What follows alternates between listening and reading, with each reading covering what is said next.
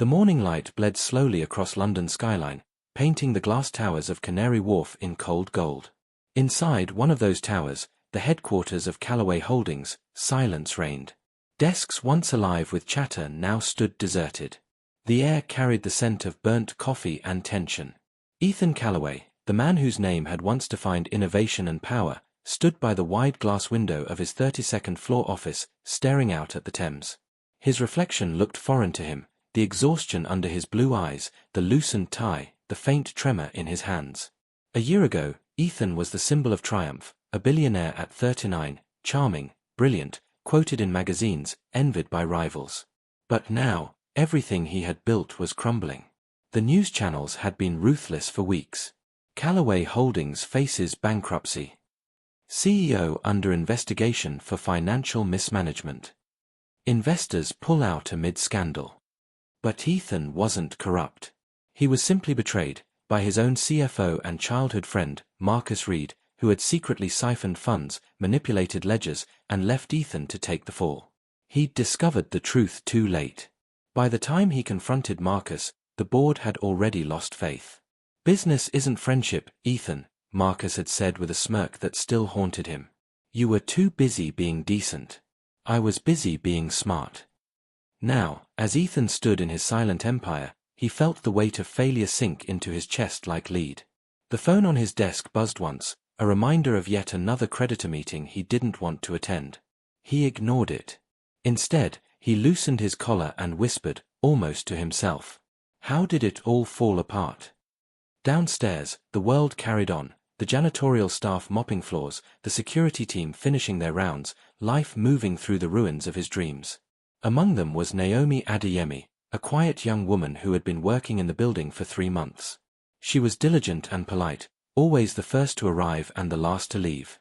Most executives didn't notice her, but she noticed everything. Naomi had dreams of her own. She'd studied business administration before her mother's illness forced her to drop out. The cleaning job at Calloway Holdings was just a means to pay bills, but she often paused by the company's glass boardroom, fascinated by the strategies written on whiteboards, the graphs, the plans. That morning, she entered the CEO floor for her usual cleaning routine, unaware that her life was about to entwine with Ethan's forever. The door to the main office was slightly ajar. She heard a man's voice, low, weary, trembling. She peeked through. Ethan sat behind his desk, elbows on the table, hands clasped tightly, eyes staring blankly at a pile of letters, final notices, bank demands, staff resignation letters. Something in the sight struck her, not pity, but recognition. The look of someone carrying everything alone. She hesitated, then gently knocked. "Excuse me, sir, may I clean this room now, or should I come back later?"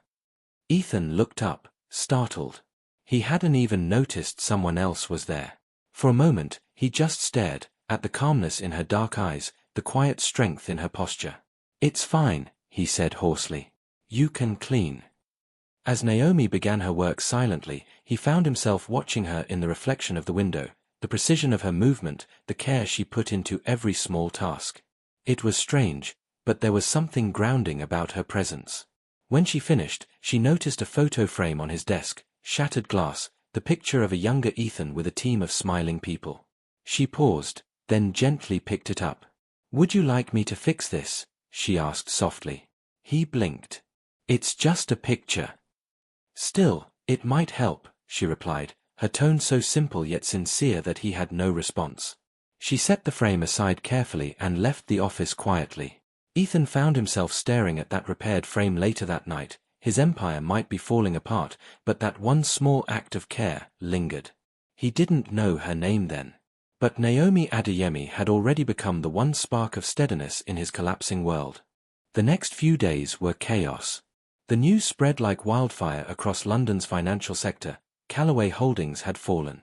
Trucks lined the underground car park as movers carried out boxes of files, furniture, and equipment. Security personnel stood by, ensuring order as employees left the building with disbelief written on their faces. For them, it was just the loss of a job. For Ethan Calloway, it was the death of a legacy. He walked through the empty lobby, once filled with ambition, now hollow. The sound of his footsteps echoed against marble floors that still bore his company's engraved crest. When he reached the reception desk, the building manager handed him a small box. "Your personal belongings, Mr. Calloway," the man said gently, avoiding eye contact. Inside the box were fragments of a once golden life, his nameplate, a Montblanc pen, a worn-out notebook, and the same broken photo frame Naomi had mended. Ethan nodded silently, thanked the man, and stepped outside into the grey drizzle of a London afternoon. Paparazzi flashes went off immediately. Reporters shouted questions. "Mr. Calloway, is it true you're filing for bankruptcy? Did you embezzle funds? Where is Marcus Reed?" He didn't answer. He just kept walking toward his black Range Rover, each step heavier than the last. Upstairs, from the half-cleaned corridor, Naomi watched through the window. Something twisted in her chest, empathy, sorrow, and something deeper she couldn't name. Later that evening, when everyone had left, she saw him again, sitting alone on the steps outside the building, drenched in rain, tie loosened, staring at nothing. She approached cautiously, holding a small umbrella. "You'll catch a cold sitting like that," she said softly. He looked up, startled again to see her. "Why are you still here?" "Cleaning crew finishes last," she said with a faint smile. He gave a bitter laugh. "That makes two of us. Except I'm not sure what I finish anymore." Naomi hesitated, then opened the umbrella over his head. "You'll figure it out." Ethan stared at her for a long moment, at the steadiness in her gaze, the quiet conviction in her voice. Everyone else had abandoned him, but this woman, a cleaner, stood beside him in the rain without asking for anything. "You don't even know me," he said. "I know the look of someone who hasn't given up yet," she replied. "And I know a fighter when I see one." Something in those words stirred him, something he hadn't felt in weeks. He looked away, swallowing hard. "They took everything, you know. The company, the accounts, even my apartment. Marcus made sure I was left with nothing." "Not nothing," she said quietly. "You still have time, and a mind they couldn't steal." He turned to her then, really looking at her. Rain beaded on her face like silver, but her eyes, warm, dark, resolute, felt like sunlight in a storm. "What's your name?" he asked finally. "Naomi," she said. "Naomi Adeyemi." "Naomi," he repeated, almost tasting the word. "Thank you." She smiled faintly. "You'll get back on your feet, Mr. Calloway. Some stories don't end where they break, they begin there." He wanted to believe her. He needed to believe her. That night, when he returned to his small rented flat, a far cry from his former penthouse, Ethan couldn't shake her words from his mind. Some stories don't end where they break. They begin there. For the first time in weeks, he slept. And in the quiet hum of London's night, something unseen began to take shape, a new beginning, built from ruin, and tied by fate to the woman who had refused to let him drown. Days passed, then weeks. The name Ethan Calloway faded from the headlines, replaced by newer scandals, fresher gossip. London moved on, but Ethan hadn't. He now lived in a modest flat in Greenwich, the kind with squeaky floors and a leaky faucet. Gone were the silk suits and chauffeur-driven cars. Now he walked to the corner cafe for black coffee and spent hours staring at spreadsheets, trying to make sense of how his empire had collapsed so fast. One rainy afternoon, as he sat at a worn table scribbling notes, the cafe door chimed. He didn't look up until a familiar voice said, "Mr. Calloway." It was Naomi. Her uniform was different, a plain grey coat instead of her janitorial clothes, but the same calm strength radiated from her. Ethan blinked. "Naomi, how did you?" "I clean the offices across the street now," she said with a small smile. "Saw you through the window. You look better than last time." He gave a faint laugh. "That's a generous observation." She hesitated, then gestured to the seat across from him. "May I?" He nodded. They sat quietly for a moment, the sound of soft jazz filling the space between them. Then Naomi leaned forward. "You're still thinking about the company, aren't you?" Ethan sighed. "It's all I can think about. The people who lost their jobs. The investors who trusted me. Marcus Reed destroyed everything, and I can't even prove it." "You kept the records, didn't you?" she asked calmly. He frowned. "Some." "Why?" Naomi's eyes sharpened. "Then maybe it's not over." I studied business administration before life took another turn. If you want, I can help you go through what's left. Maybe there's something everyone missed." Ethan stared at her, a cleaner offering to help him audit his downfall. It sounded absurd. And yet, she wasn't wrong. "You'd do that?" he asked quietly. "Why not? You believed in people once. Let someone believe in you now." Those words landed heavier than she realized.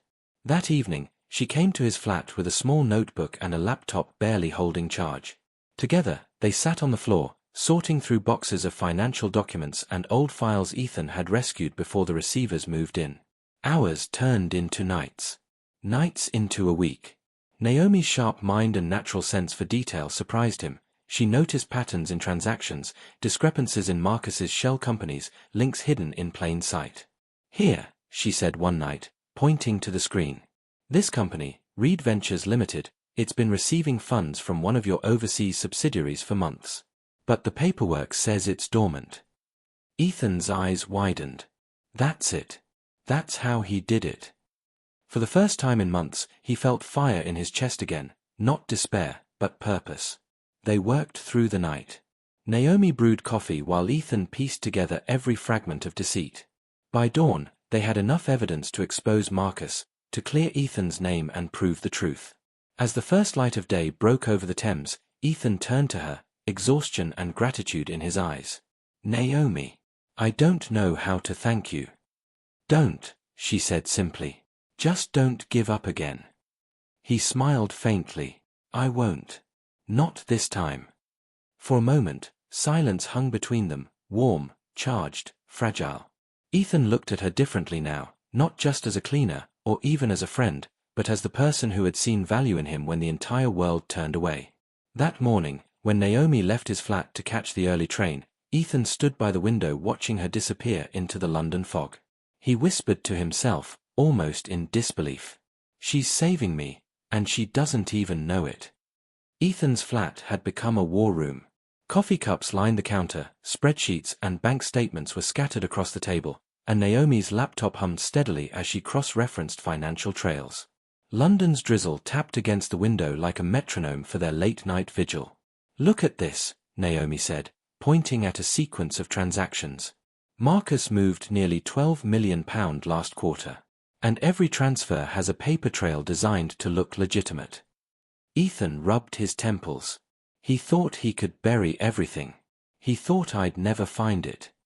"He underestimated us," Naomi replied, her calm confidence steadier than his own frayed nerves. For the first time in weeks, Ethan felt something he hadn't allowed himself to feel, hope. By the second week, they had compiled evidence not just against Marcus, but against a network of shadow companies he'd used to manipulate the accounts of Calloway Holdings. Naomi had become more than a helper. She was the strategist, the unseen architect of his comeback. One evening, as they sifted through another set of encrypted emails, Ethan finally asked the question that had been burning in him. "Naomi, why are you doing this? You don't owe me anything." She looked at him, her expression unwavering. "Because someone once believed in me when I didn't even believe in myself. You're no different." Her words struck him, not just because they were true, but because they revealed a side of her he hadn't seen before. Resilience, intelligence, and a moral compass that outshone any corporate code. Armed with their findings, Ethan and Naomi confronted Marcus at his sleek Mayfair apartment. "Marcus," Ethan said, voice calm but cold. "It's over." Marcus, ever the suave manipulator, laughed. "You think a few spreadsheets will undo what I've done?" "Not a few spreadsheets," Ethan corrected, stepping closer. "This is a full audit, backed with legal counsel. We've documented everything, every diversion, every offshore account. You tried to destroy me, and now the authorities are going to destroy you." Marcus's smirk faltered. "And who's going to believe a billionaire and a cleaner?" Ethan looked at Naomi. She gave a small nod, her eyes sharp, steady. "Someone who actually knows the truth," Ethan said firmly. "Her name is Naomi Adeyemi. She found what your network couldn't hide, because she wasn't looking to impress anyone, she was looking for the facts." Marcus froze. In that moment, he realized the game was up. Within days, the evidence Ethan and Naomi gathered led to a formal investigation. Marcus Reed was arrested, facing charges of fraud, embezzlement, and conspiracy. Calloway Holdings began the slow process of recovery, but Ethan knew that the real victory wasn't just in the money or the company, it was in seeing Naomi's brilliance recognized. Back in the Canary Wharf offices, Naomi walked past the boardroom where executives whispered behind her back. For months, she had been invisible. Now, she was a key player, a name that mattered. Ethan called her into his office one evening. "Naomi," he said, smiling gently, "you didn't just save my company. You reminded me that sometimes the right people are hiding in plain sight. I want you to lead our new strategy and security team. You'll have full autonomy, and my trust." Naomi blinked, stunned. I don't know what to say." "Say yes," Ethan replied simply. And she did. That night, after the office emptied, they sat together overlooking the Thames. Lights shimmered on the water, the city alive and indifferent, yet somehow softer than before. "You know," Ethan said quietly, "if it weren't for you, I don't think I'd have ever gotten back up." Naomi looked at him, her expression unreadable, yet full of warmth. "We saved each other," she said. For the first time in months, Ethan smiled freely. The fight wasn't over. Legal battles, corporate recovery, and rebuilding trust would take time, but they had taken the first step. Together. And for Ethan, that made all the difference. The London skyline shimmered under the first light of dawn. Canary Wharf had returned to its usual rhythm, the hum of elevators, the chatter of professionals, and the clatter of coffee cups in glass-walled cafes. Yet inside the office of Calloway Holdings, something had changed. Ethan Calloway walked through the corridors with purpose, not despair. Each step resonated differently now, lighter somehow, steadier. The walls that had once symbolized loss now reflected potential. Behind him, Naomi Adeyemi moved with quiet authority, her grey uniform replaced with tailored office wear, the subtle mark of her new position leading the strategy and security team. For months, she had rebuilt the company's systems, traced every trace of Marcus Reed's sabotage, and fortified every weak link. Executives who once ignored her now paused respectfully as she walked by. Some whispered. Some stared in disbelief. But Naomi kept her focus, eyes forward, hands steady. She was no longer invisible, she was indispensable. In the boardroom, Ethan stood at the head of the table. The senior team, investors, and remaining staff watched him carefully, expecting updates. "We've been through a storm," Ethan began, voice calm and strong. "But storms don't destroy roots. They reveal them. And today, we rise again, stronger, smarter, and united." He turned to Naomi, who was standing slightly behind him. None of this would have been possible without her. Whispers filled the room. Some skeptical, some astonished. "Naomi Adeyemi, she saved our company when everyone else failed. She will continue to lead our strategy and security initiatives. She reports directly to me." For a brief moment, silence reigned. Then applause slowly filled the room, growing louder with each passing second. Naomi felt her heart quicken. This was recognition she had never expected, validation not just for her work, but for her worth. Later that evening, as the office emptied and lights dimmed, Ethan and Naomi lingered together in the familiar glow of the server room, the place where everything had begun. "It's strange," Ethan said quietly, watching the soft blinking lights. "I thought losing everything meant I'd lost myself." "You didn't," Naomi replied softly. "You just needed someone to remind you who you are." Ethan turned to her, really looking this time, at her strength, her intelligence, the kindness that radiated quietly beneath her calm exterior. "I'm not sure what I would have done without you," he said, voice catching slightly. Naomi smiled, but there was a flicker of something more, something unspoken, a possibility. "We did it together," she said. They spent the next few weeks rebuilding the company. Investors returned, contracts were renegotiated, and confidence in Calloway Holdings began to surge. Media coverage shifted from scandal to triumph. Billionaire reclaims empire with unlikely ally. Through it all, Ethan found himself seeking Naomi's counsel constantly, not just professionally, but personally. Their conversations lingered longer, shared coffees turned into walks along the Thames after late nights, and small smiles became moments charged with meaning. One rainy evening, when the office was quiet, Ethan found Naomi alone in the server room, reviewing logs. "You know," he began softly, "you weren't just my savior in business. You've become someone I can't imagine this city without." Naomi looked up, surprised. The usual calm in her eyes now had a spark, a recognition of the connection that had grown between them. "Ethan," she started, then paused, letting the moment breathe. He stepped closer. "I know this isn't the right time to say everything, but I need you to know, you're more than my partner in this fight. You're my anchor. My clarity. And I think I've come to care for you more than I ever thought possible." Naomi's lips curved into a quiet, genuine smile. "I think I've felt the same for some time," she admitted. They stood there, the hum of servers around them, London lights reflecting in the glass. For the first time in months, Ethan felt whole.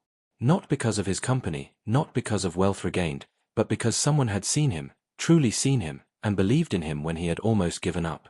Outside, the city carried on, indifferent and alive. But inside that small office, two people who had found each other in the darkest hours recognized something extraordinary. They were stronger together than they could ever be apart. And so, the London skyline glowed golden under the late afternoon sun, reflecting on the glass towers of Canary Wharf. After months of relentless work, Calloway Holdings was no longer just surviving, it was thriving. Ethan Calloway walked through the lobby of his office building, now rebuilt and modernized, a soft smile on his face. Employees greeted him with nods and smiles, some whispering about the company's miraculous recovery, others glancing at Naomi, who walked confidently beside him. "It's surreal," Ethan said quietly, watching her move through the crowd with a presence that demanded attention yet radiated humility. "Not surreal," Naomi replied softly, eyes forward. "Just hard work finally being seen." In the boardroom, a press conference had been set. Cameras flashed, reporters murmured, and the media was ready to hear the story of London's greatest corporate comeback. Ethan and Naomi stepped to the podium together. Calloway Holdings faced the brink of destruction. Ethan began, his voice steady. "But through perseverance, integrity, and one extraordinary woman, we reclaimed what was ours." He gestured to Naomi. "Naomi Adeyemi is more than my partner in this recovery. She is the reason our company stands today." Her vision, skill, and courage turned what seemed impossible into reality. The room erupted in applause. Naomi's heart swelled, but her eyes met Ethan's, where quiet admiration, respect, and something deeper glimmered. Later that evening, the offices were empty, the city lights reflecting off polished floors. Ethan found Naomi reviewing final reports in the renovated server room, the place where their journey had begun. "You know," he said softly, "I can't stop thinking about how different everything would be if I hadn't met you."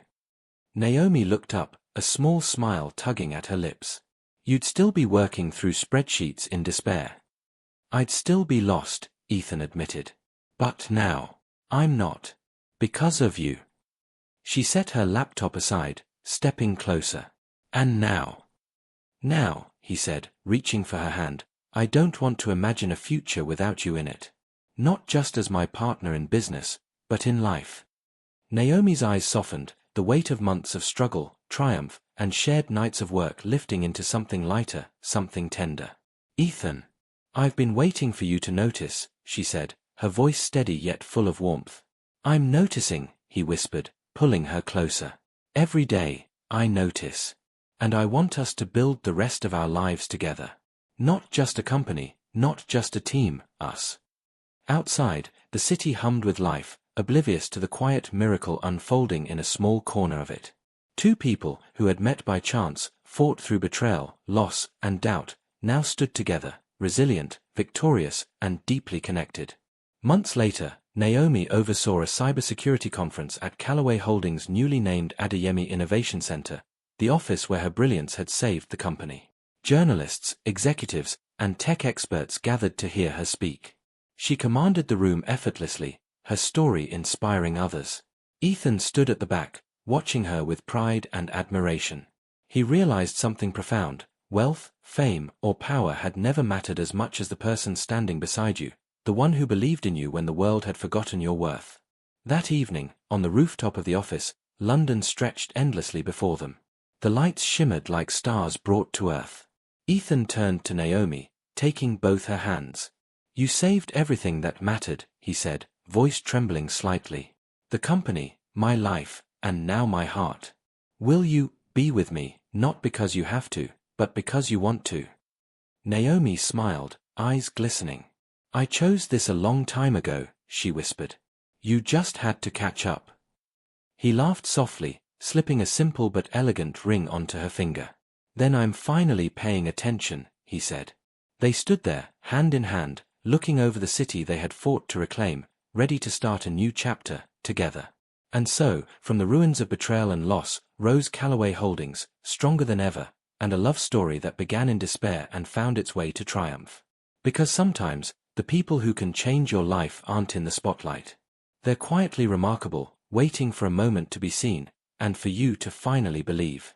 And that, my friends, is the story of Ethan Calloway and Naomi Adeyemi, a tale of loss, resilience, and the incredible power of believing in someone when the world has already given up on them. It's a reminder that miracles often come in the most unexpected forms, and that the people around us, even the ones we overlook, can change our lives forever. If this story touched your heart, inspired you, or reminded you to see the extraordinary in the ordinary, don't keep it to yourself. Hit that like button, share this story with someone who needs to hear it, and make sure to subscribe to Tales by Shaldre so you never miss another tale of hope, courage, and second chances. And I want to hear from you. Comment below your thoughts on this story. Who in your life has been your unexpected miracle? Where are you watching from? Your story matters too, and together, we can celebrate the people who quietly change the world. Remember, sometimes hope is just one encounter away, and sometimes, that encounter is closer than you think. Welcome to Tales by Shaldre, where every story has the power to change your life.